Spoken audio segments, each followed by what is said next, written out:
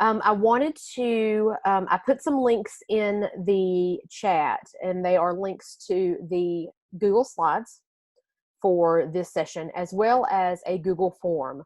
And the Google form is so that if you have any kind of questions or you want to touch base after the session and get some further input or ideas or anything like that regarding the tools we use today, that's what the form is for.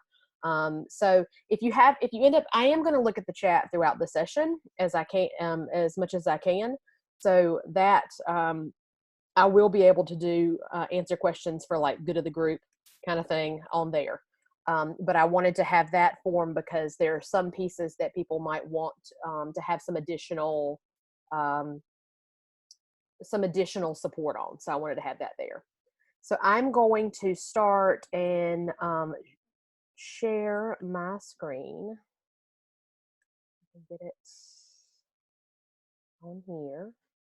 And please let me know if you see it. Somebody in the chat would be super helpful for that.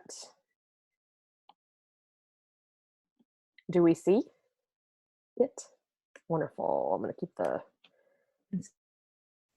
Awesome. Okay. So I'm moving my little chat around. So I've been using Zoom as a student for grad school, but I have not been using Zoom as any kind of instructor. So this is new for me. So if you have any questions as we go through, I'm going to check the chat periodically. If it's something that's like super burning, can't wait, go ahead and unmute and come on. And the links, you can see the link to the slides is down here at the bottom. And again, we'll see the link in a minute for the Google form if you need it. So today I want to talk about formative assessments, not just formative assessments for academics, though those are important, but just ways that we can check in with our students, and some ways to use digital tools that we may or may not be familiar with in order to do that in an easy manner. So there are 4 general ideas that we're going to work with today. The first being formative assessments. So we're going to look at a few platforms that you could use to formatively assess your students. I would not suggest using all 3 of them, but I wanted to give you guys different ideas and options to kind of play around with and kind of show you the perks of each one, so you could see what might work best for you. Personal check-ins, we're going to look at some ways that we can really touch base with our kids on a regular basis so that we can show them that we're here and ready to support them. Scaffolding independence is the third area. I actually have a special ed and middle grades background, so and I don't know how many middle grades teachers I have out there, and even some high school, I would say. These students, you lost sound? Did everybody lose sound?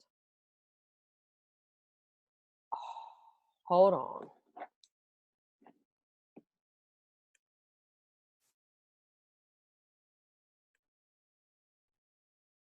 Did that help?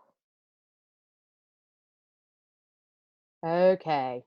I'm sorry, everyone. The internet is quite a thing right now. I'm going to go back and share this again now.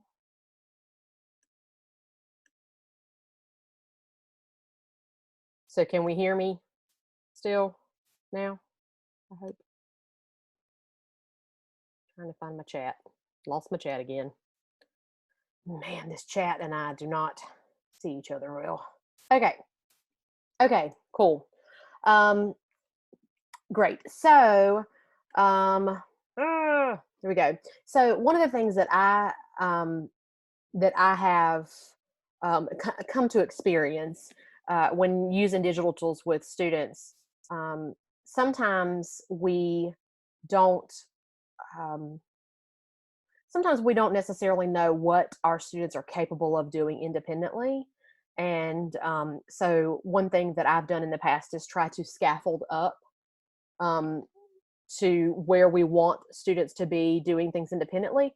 So what we're going to look at are some ways to help set students up for successful online activities.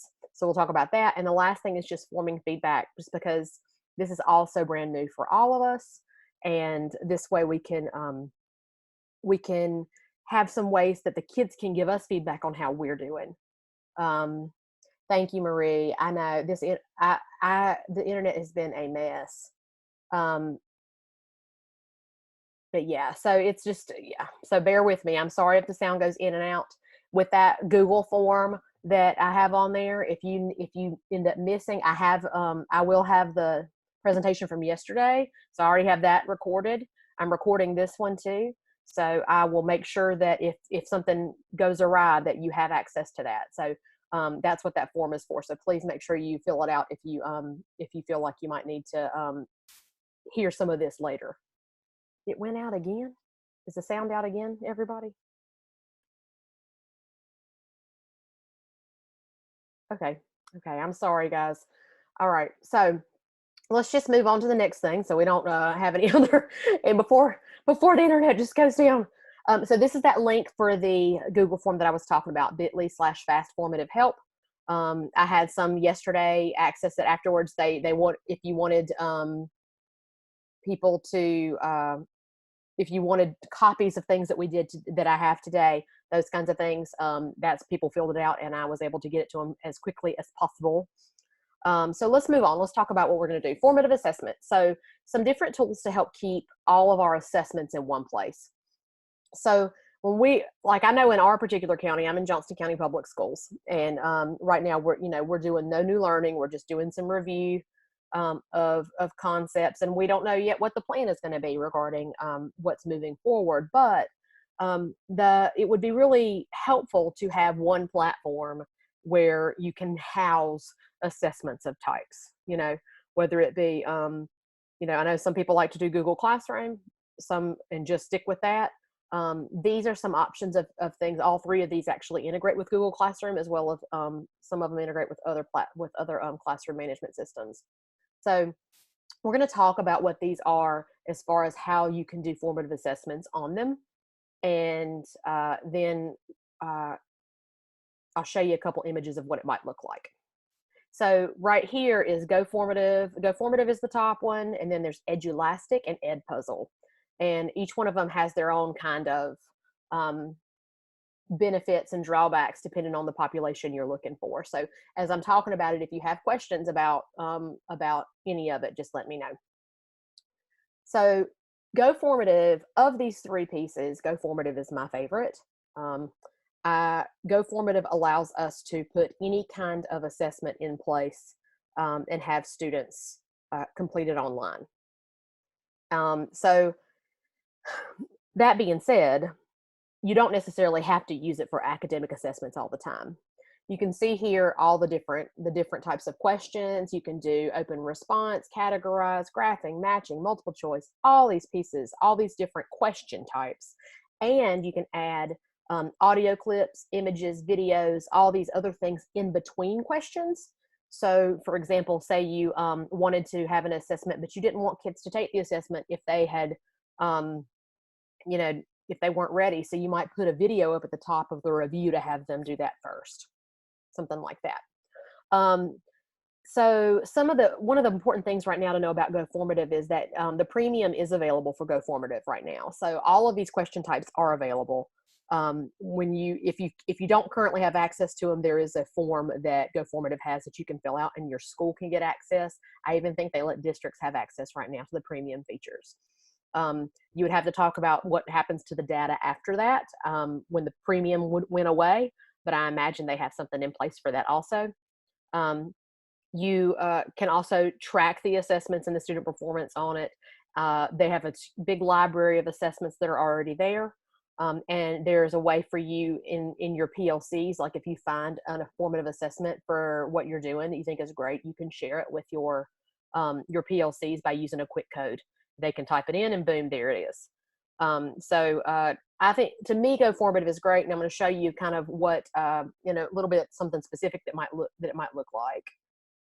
Let me see if I can get my little thing. There we go. So this is what an assessment might look like if you're previewing as a student on GoFormative. So over here on the left side, you can see this was a document, because you can upload documents into GoFormative as well. So if you have something already, an assessment that you really like, and you don't really want to change anything to it, you just want to make it digital, you can upload it into GoFormative, and you can assign question numbers to the questions. So all I did was take the one for number 1 and designate it as what kind of answer it is on the right hand side. So the students basically click on it, answer it, and it's all right there in the screen together. Now it can look different ways. This one is the computer preview. There are previews. You can look at previews of what it would look like via tablet or via cell phone when you're designing it, you know, because sometimes when you do online stuff, it gets a little wonky when you're trying to design. So this way you can kind of see what your kids are going to see regardless of what kind of method that they might use to access the platform. Are there, okay. Goodness gracious. Give me a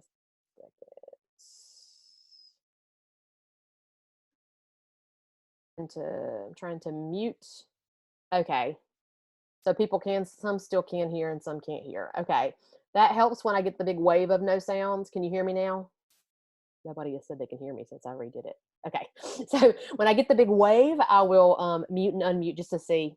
So I appreciate it, guys. I know we're all, you know, the internet is getting its workout right now. So let me see here. So this was the GoFormative. I'm going to show you in a little bit another thing that you can do with GoFormative that is not necessarily academic, but it would allow you to keep the one platform and use it for whatever you would need. So that's GoFormative. Are there any questions about GoFormative before we move on? If you want to type them in or say anything out loud, that's fine. If you feel like it's a good of the group question, I'm fine with that too. I will check back into the chat to answer questions. So if you think of something and type it later, that's fine. So let's look at Edulastic. Edulastic has a particularly it's a particularly good platform for ELA and math teachers. I don't feel like, for me, I still like the GoFormative a little better, but they have the question types of Edulastic are very helpful for math and ELA teachers. So Edulastic is very similar to GoFormative because you can post an assessment and the kids can complete it. And it's similar in that regard, but the difference are the question types. You can see that there are fewer question types, but when you look at the math tech enabled and the ELA tech enabled, they have so many different types of questions that you can create on your own using those. So I feel like for math teachers that are willing to really put in the time to learn the different question types, it could be very beneficial. There are so many math tech enabled question types that it almost looks overwhelming. And so, but I do see what the benefits would be to be able to look at math questions with those, with the specific verbiage and outlines and things that you would need. Same thing for ELA. They have passage-based, drag and drop, different options for those questions. So, let's see. You hear me? Okay. Sorry, guys. You just keep doing that and we'll keep doing it. So the features on here right now, Edulastic is also the premium is also free for educators. So again, it's like a form you have to fill out to request it, but it's free to be able to use all the features that you would want. You can also use Edulastic. It has an anonymous present mode. So if you did a live session with your students, which is another feature on here, Edulastic right now lets you do live classes or virtual classes with Google Meet. You can actually make your class present mode. So when kids go through and answer the questions, you can pull it back together and show them what the answers looked like. And I'm going to show you what the reporting looks like on there in just a second.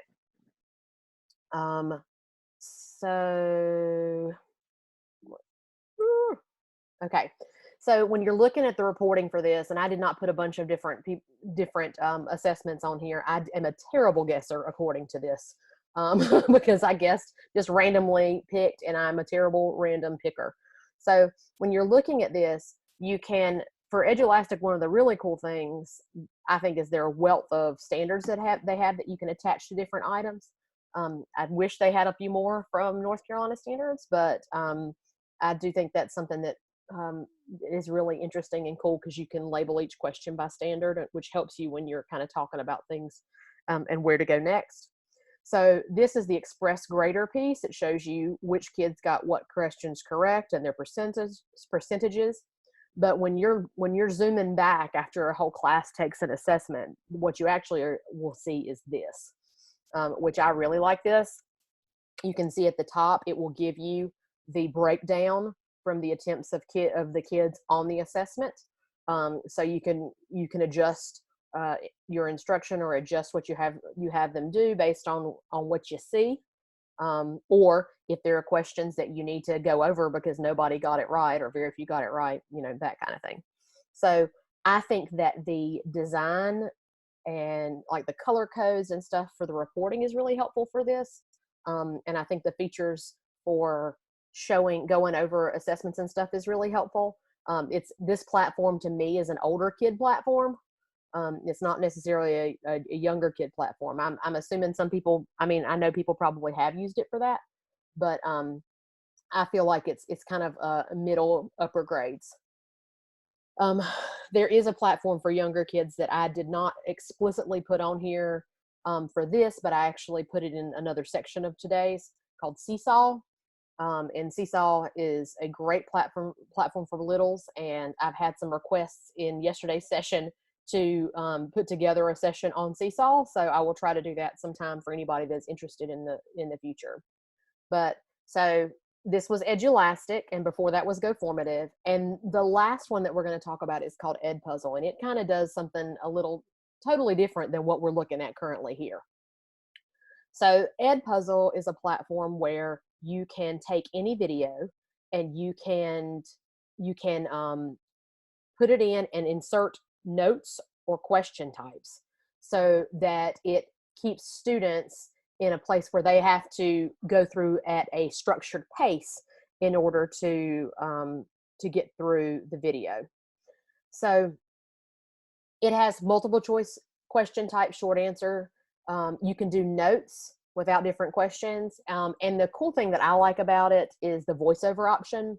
If you see a video that you really love, but the content is too high when you hear them talking about it and you want to do something else, you can voice over the video and put in what you feel like is important, which I feel like sometimes we want to do that just because our kids are used to the way that we convey information, not necessarily the way others do. So that's another cool option on there. Pro Access, which is their premium access, is available during this time. You can import classes from Google Classroom. There's a grade book on here. I'm going to show you in just a second what it looks like.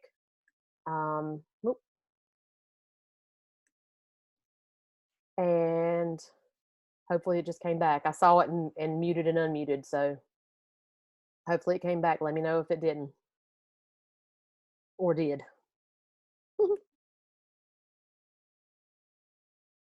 Okay, so looking at this is an example of an EdPuzzle. So I picked a random video on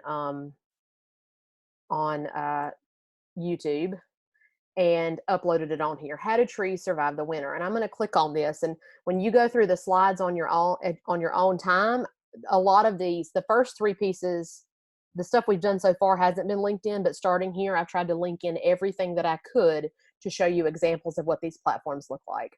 So if I was going to have this, give this to my students, I would, okay, sorry. Trying to get my chat to move out of the way again. Me in the chat, just hanging out. So you, when you click play, you can put one anywhere. So you'll notice when I do this that I actually put one. Fossil records. a question right at the very beginning. So when you're looking right here, it says list as many things as you can remember or that you know about trees. So like activating prior knowledge. Then you can move them. There we go. Yes, EdPuzzle can be used for everybody. And I think it's great. And I'm going to show you a couple other ways that I have used it in the past. But it can be for anybody. So when you go on here looking at this, so I have to put in anything I know about trees. So trees are living organisms. Ooh, if I can spell, period. And then I hit submit. And then I hit continue, and then it's going to let me continue to go through my videos, and it'll pull up another one. Tree on Earth designed to survive in temperatures below freezing. Also means that water in the tree. Okay, so can you hear me talking? I did not have the video playing because I didn't want that to like drown out everybody and startle everyone. But okay, am I back? Okay, great. Sorry, guys. I appreciate you guys hanging with me on it. So, EdPuzzle, so I've put in different pieces here. You can put in little small check-ins. You could put in notes, and I'm going to show you again in a minute. I'm going to show you what it might, what you could have it look like when you're doing that. Let me get this thing out of the way. Okay, so let's go back to this so I can show you what else it might look like. Yes, the beauty of it is a lockdown browser, absolutely. So the kids cannot click out of it. And that's the thing, like I like some of these platforms because I feel like kids aren't necessarily used to independently working through things like we want them to. And so these kinds of platforms help us to help them get used to that, since we're not there with them in person, helping them to get used to that. So any questions about EdPuzzle or, sorry about that, guys. Hold on. Any questions about EdPuzzle or any of the, or GoFormative or Edulastic? I'm trying to find my chat again. So if I zoom out, that's because I'm trying to find the chat. I don't know about GoFormative's lockdown. I know Edulastic has one. I'll have to look into that. If you want to email me that question, I will look into it after this and get back to you and let you know. Yes. So you can add videos, and there are videos. It actually has YouTube. Geez Louise, we're really working hard on this. Hopefully I'm back now. So on here, you can pull videos from YouTube, from Crash Course, which I know is a big one for secondary, which I really like. I think if you're going to do Crash Course videos, then this will be a great platform because it's so like, oh. I don't know if there's a read aloud option for questions, Wendy. Oh, but you can put closed caption on the videos. Yes. Oh, thanks, Kathy. There is a read aloud. Thank you, Kathy. So yeah, so there are different. I like. Sorry, I'm reading y'all's things and trying to go with it and then say this at the same time. I've got to pick one. Woo, woo, woo. Use the read aloud toggle when creating the assignment. Awesome. So you can get videos from YouTube. EdPuzzle has some. There are a couple different ones on there that I haven't necessarily heard of. Khan Academy's on there because it's a popular one in the Crash Course. And then you can also upload your own videos if you need to as well. So let's go to the next one. I'm checking time. This one does take oh yeah, good point. Yeah. Oh, Catherine, yeah. Crash Course to me, like I've been in situations where we've tried to like slow down the playing of the video of Crash Course because it's so much information. I feel like if you're doing a Crash Course video for kids, it would be really nice to have some pieces in there to kind of stop, whether you're asking them questions or having them do something. And I'll show you in the scaffolding up section a way that I've used EdPuzzle to do that. And I think that Crash Course would be exactly what I would be thinking about if I wanted to have kids slow down. Oh, more teacher tube videos. Okay. Yeah. So I know you can slow down the speed on YouTube, but and that works okay. But I like the idea of being able to put like firm stops in to crash course videos because it's so much information. And one of the things that we have to work on is how do we get the kids to see what the most important information is of this plethora of information. So I think it could be helpful for that. And we'll talk about that again in just a few minutes. So the next piece is personal check-in. So these are ways to show our kids that we're there, checking in with them, seeing how they're doing. And so what I've done here is, I don't know if anybody does this in your room where you have a form, a poster, and it has the areas, and it's a daily check-in. I've gone in and said, okay, take a sticky note and put your sticky note where you feel like you are, how you're doing today, that kind of thing. So that's something that we do in person a lot. But what I've done is basically just taken this daily check-in and turned it digital. So how can we check in with our kids on a regular basis? How can we check in our kids on a regular basis and do it in a way that's digital, in a way that's still easy for us to assign and easy for them to respond to? So let's see if I can get it to work. There we go. So back to GoFormative for a second. I took the form and I put it on GoFormative and assigned it out, which basically lets the kids go on and put how they're doing on this one question. It was just one question. Use the box to show me how you're feeling, however you want to. And then the kids can go on and put how they're feeling, and then it comes back to you and you can see them all as the teacher. So that's that I feel like is a very easy way to use the same platform and kind of go across academics and go into SEL.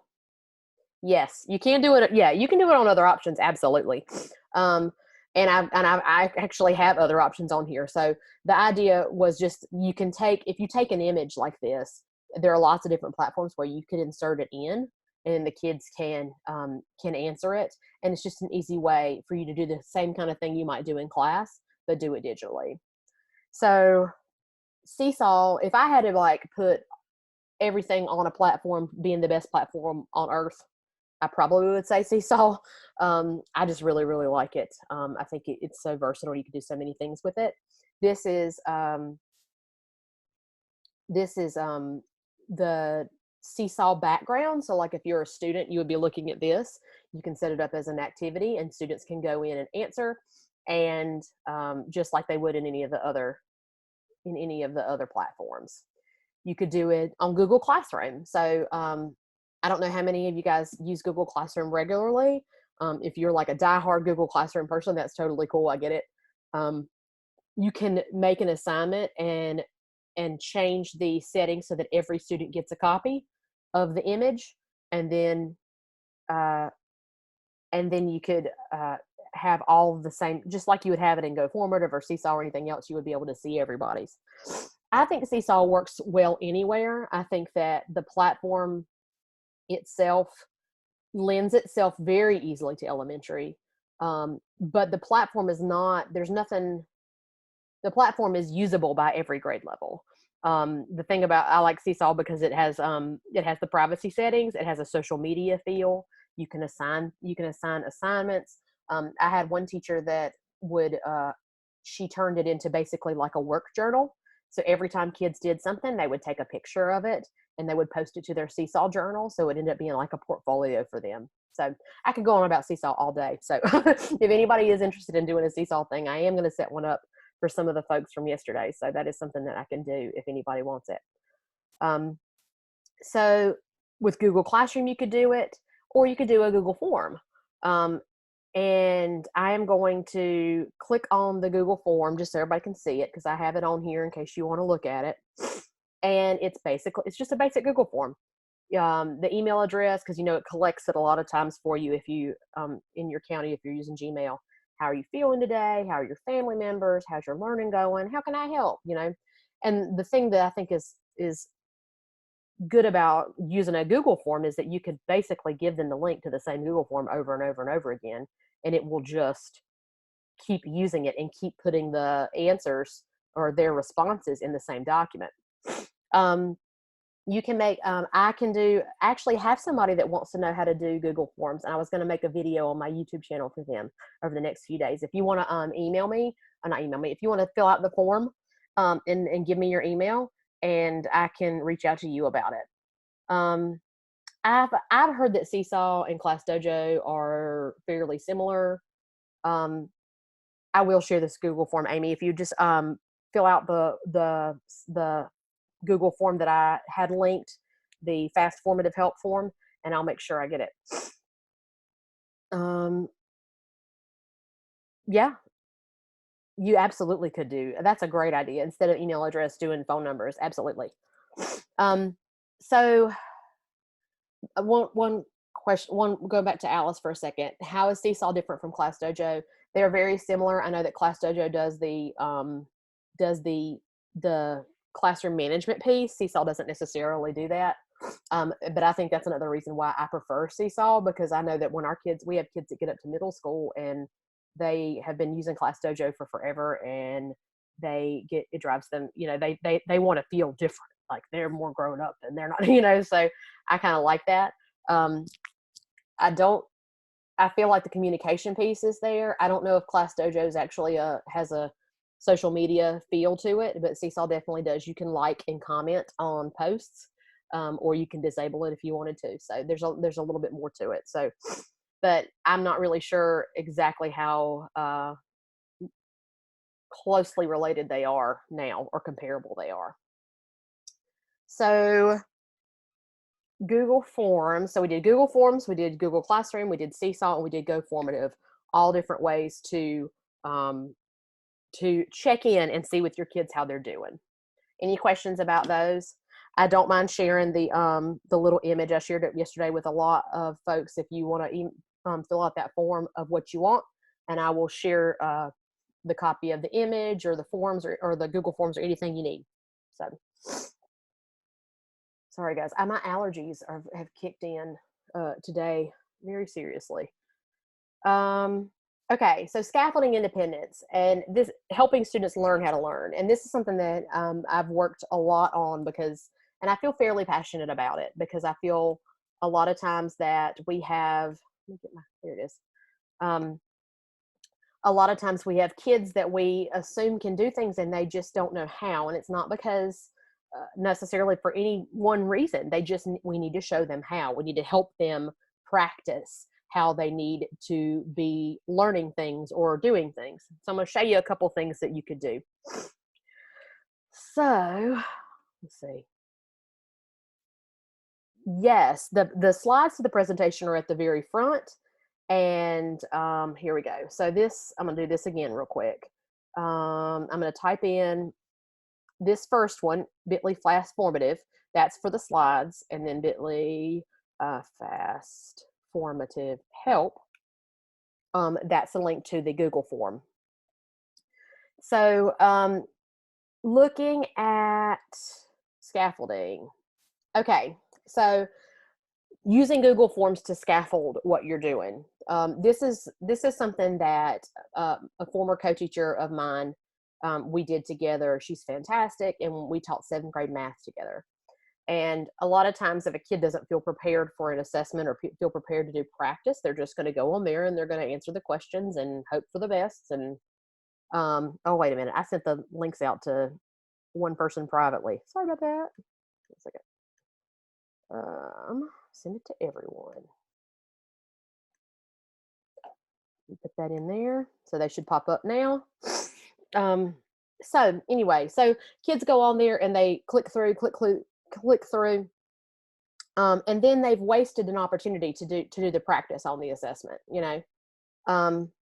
So one thing that we've done, and I'm going to pull it up and show it to you, and I've changed this one up a little bit so that we could get to it easily and see it, is this was a quiz that we gave. And in order to make sure that students were ready to actually attempt the quiz, we gave a question at the beginning. and they went through and did this question. If they got the question right, they would move on and continue the assessment. If they got it wrong, so say I picked this one and I hit next, it says not quite. So then it says copy this onto your worksheet. So then we work through an example. So copy through this, try this, and then use the work to try it again. And some other things that we have done using this same method, so like inserting something in the Google form at the beginning. We've put videos in that explain that may review things or explain what it is we're asking to do. But you can insert them in between questions in Google Forms, so you can kind of have students pump the brakes if they're trying to move too fast, if that makes sense. So that's one thing that you can do. So the way you do this is, if you're familiar with making a Google form, there are some options on there where you can take answer choices and assign answer choices to go to different places. So if a student picks this, send them here. If they pick this, send them here. And so that's how you do this. So if they get an answer right, you send them on to the next part of the quiz. If they get it wrong, you send them to this section where they have to do the practice.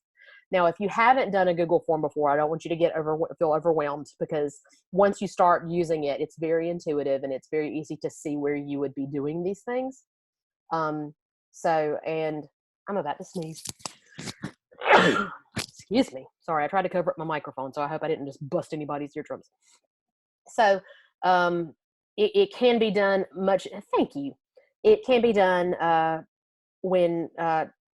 when you start getting into Google Forms, so don't worry about that. And I'm totally happy, very content to show anybody how you might do this, because to me, this is a very, very powerful thing to put in place for kids when they're working through something. And this would be any subject, you know.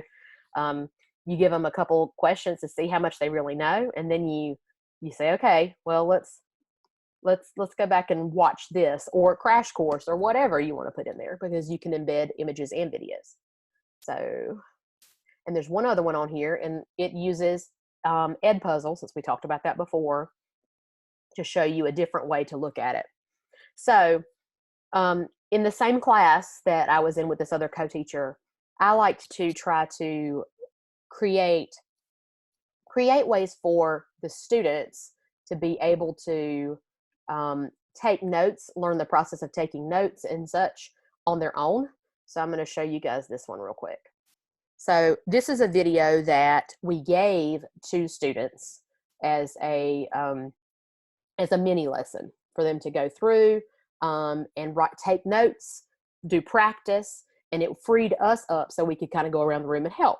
Well, there are some kids that don't necessarily know how to take notes. They'll just either copy everything or they'll copy nothing.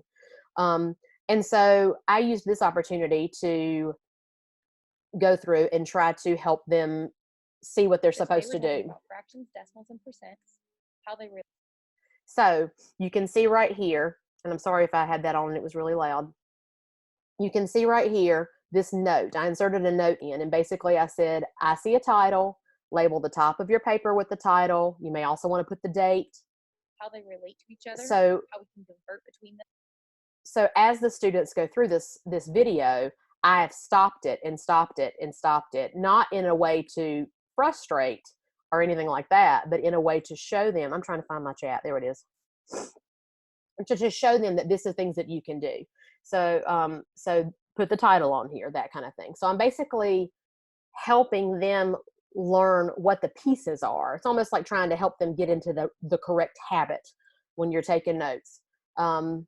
And so on this one, you can see, since it says main idea, it's probably important, draw them and label them the same way, that kind of thing. So basically it just takes through the process here and says, okay, let's slow down and go piece by piece. And this is also a great way to scaffold this up for kids that need it. And you could do it in different ways if you wanted to. And you could assign this to different kids. So like if a kid needed the scaffold, great. If a kid didn't need the scaffold, you just have them go through and answer questions, however you want to do that.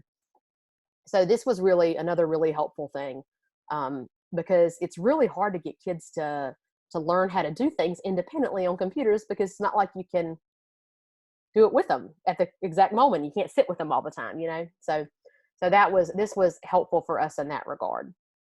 So are there any questions about these two things? I know I kind of blew through those. I want to make sure that I get through the last pieces and then I'm able to answer any questions. You guys haven't had a whole lot of questions.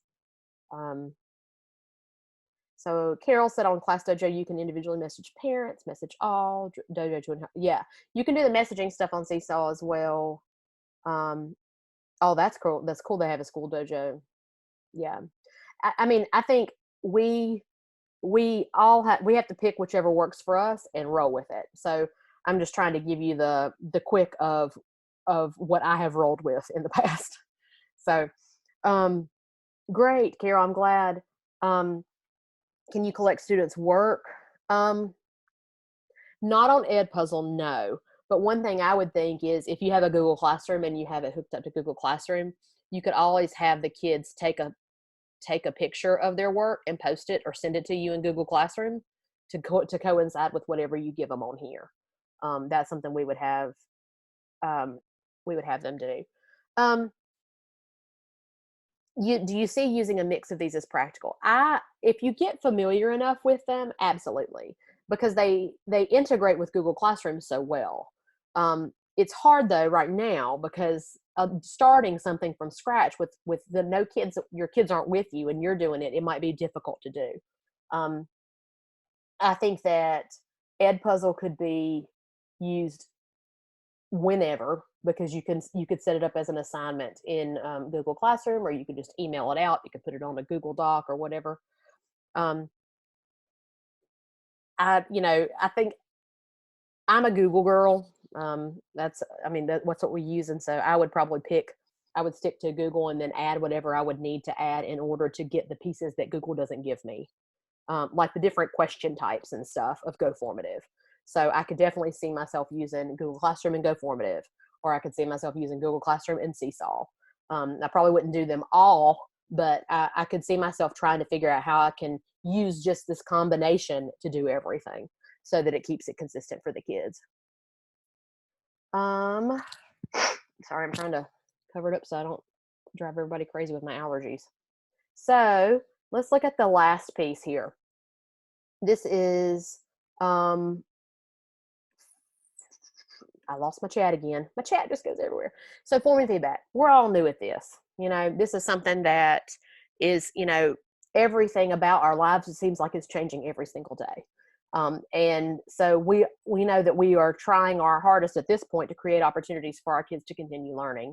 And we're going to need their help to show us how much what we need to change and what we need to do differently. So here's a couple different ways that you can get feedback regarding learning specifically from your students. I can get it to work. Here we go. So here's another check-in form from Google.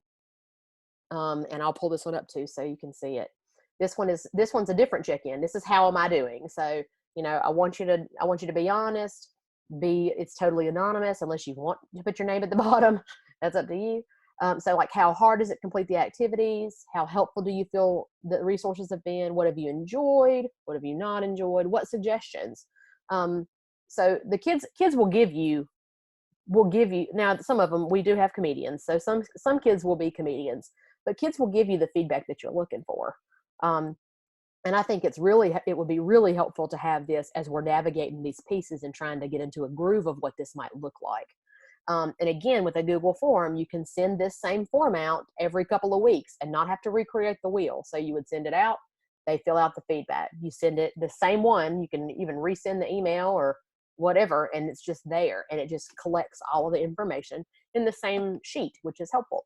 So that's Google Forms. And then there's one other, and this one's kind of a random one, but I really like it. So it's called DOTSTORMING. DOTSTORMING is a way for you to go on and you can put different choices on there, like you can see right here. It's an online browser thing. So if I was saying, give me some feedback, I need your feedback on the lessons from the last 2 weeks.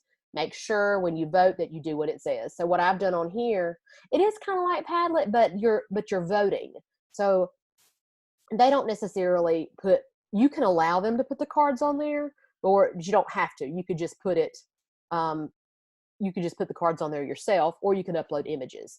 So what I've done here is offer like 5 different areas that kids could vote on. So a kid could go on and say, this stuff is okay, but I already know it. I'd like to propose something else to do. And then you can see in parentheses what my response is. I'm all ears. Email me your proposal. This one is not as much like Flipgrid because there's not a video component to it. This is just a quick way for you to, because what happens is the kids come in and vote. You have voting numbers on the bottom of each of these cards. So if you look on here and suddenly you have, no, please, no, I can't keep up, and it's got way more votes than any of the other ones, then there's something that has to change, you know, and that gets you jump started in thinking, okay, what can we do? Why are the kids not able to keep up? That kind of thing. But you can also on here, you give them suggestions so they know what to do. If you can't keep up, tell me what you need so I can help. If you can hang with the current pace, but it's boring, give me some suggestions. So it kind of keeps you engaged with the students about it. And then them seeing also how their feedback is important is the other really important piece to that. But again, you could do this any way you wanted to. If I thought about trying to do a Padlet for this, Amy, and doing a very similar thing. And I think I love Flipgrid too. And I mean, I'm all about Flipgrid and doing videos. I think it's great. This idea to me was just kind of like I can get a little personal info from kids if I need to, because you can comment on these. So a kid could vote and then comment underneath it. And I'll show you guys that real quick because we have that minute to do that. So if this is my dot storming, well, Lord knows my internet, it's on its last legs, maybe. Please don't be on your last legs, internet.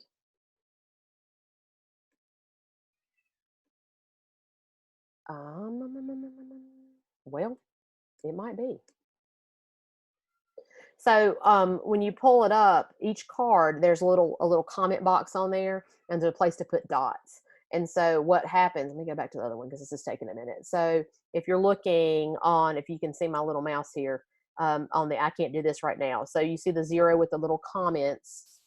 That's where kids can make comments. And then you see the little dots, and the dots will fill up based on the vote. So boom, boom, boom, boom, boom. And that's how you'll know whatever has the most dots shows you where most of the class is. So you can get input specifically from kids, but you can also get the whole gamut. Now, I believe, and I'd have to go back on there and check because I was playing around with it and trying to see that you can suspend. I'm pretty sure the comments are not confidential. But you can open or shut like that. You can enable or disable that, so they don't have to necessarily be comments. You could make sure that they are emailing you instead if it's something serious or something like that.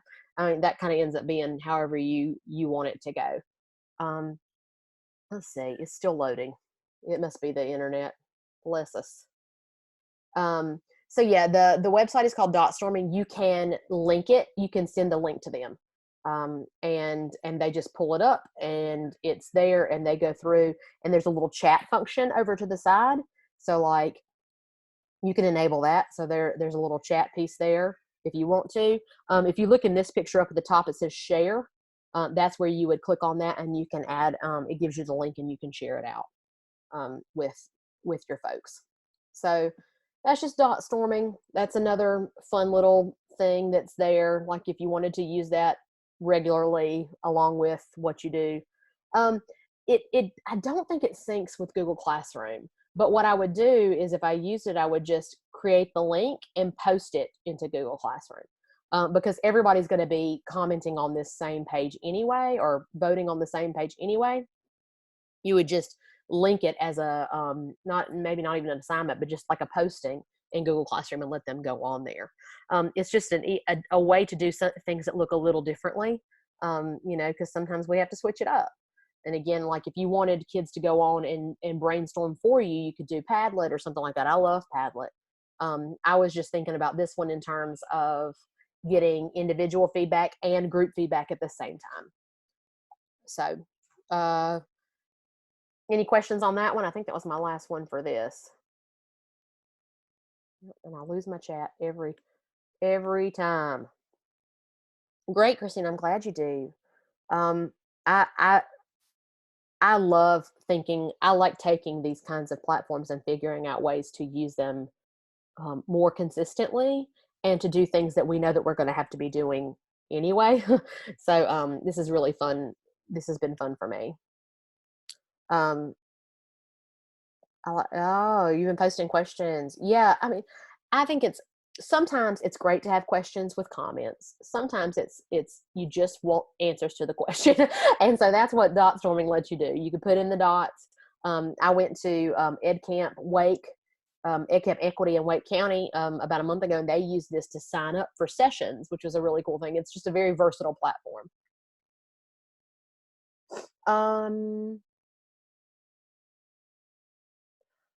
I feel like it identifies the students to you as the teacher, because when it's on here, it's just dots.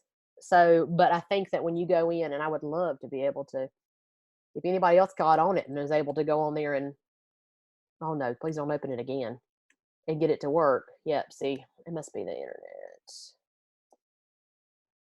You can try it. You can go on there if you want to, because this one's a live one. So, yes, Christine, it has been recorded, and I have the one from yesterday. I'm recording it twice, and so because different questions come up each time, and I just wanted to go ahead and have both in case. But yes, we do have those. So again, like I was on here with the dot storming, and the Google Forms, all of these pieces that are on here are linked in. So as you're going back through the slides and you want to kind of take a, kind of process, because I know it's a lot of information, and I don't want to overwhelm, so I don't want you to feel like you need to go in and try everything. Just look for something that may seem kind of interesting to you, or thinking about one aspect of what you're doing that you really want to kind of beef up and pick one thing, but you can go into any of these and link onto it and play around with it. So if you want to go on dot storming and complete this as a kid, that's all awesome. Have a great time because it's linked live, and the videos for EdPuzzle are linked live as well. So what questions do you have? Any questions? This is the oh, hold on, I know we need this part, so let me get it to the right place. No, not that dot storming. Dagnabbit.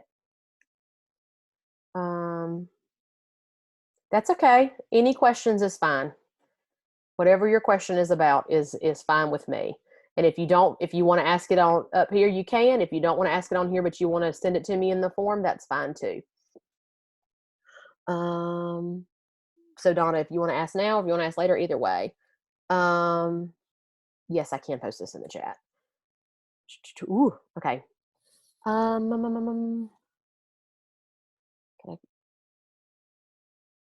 Can you create a test and quiz on? I'm not sure, Christine, what you're asking. Where you're asking? Can you create it on there?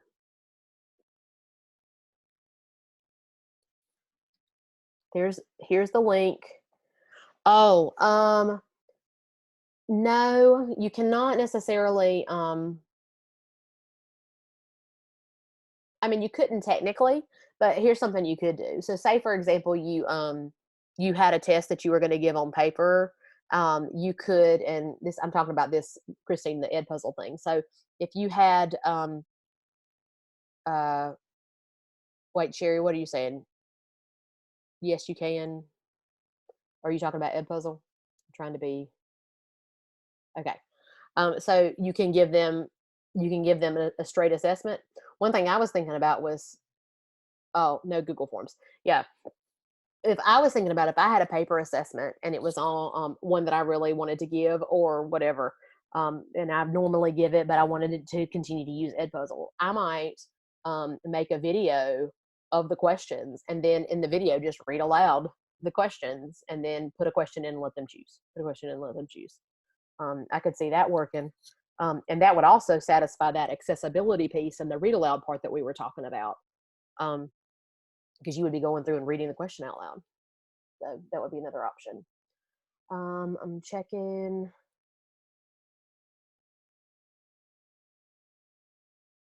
There is I know that the Google Classroom, the secure testing thing, that has to, if you use Google Classroom as,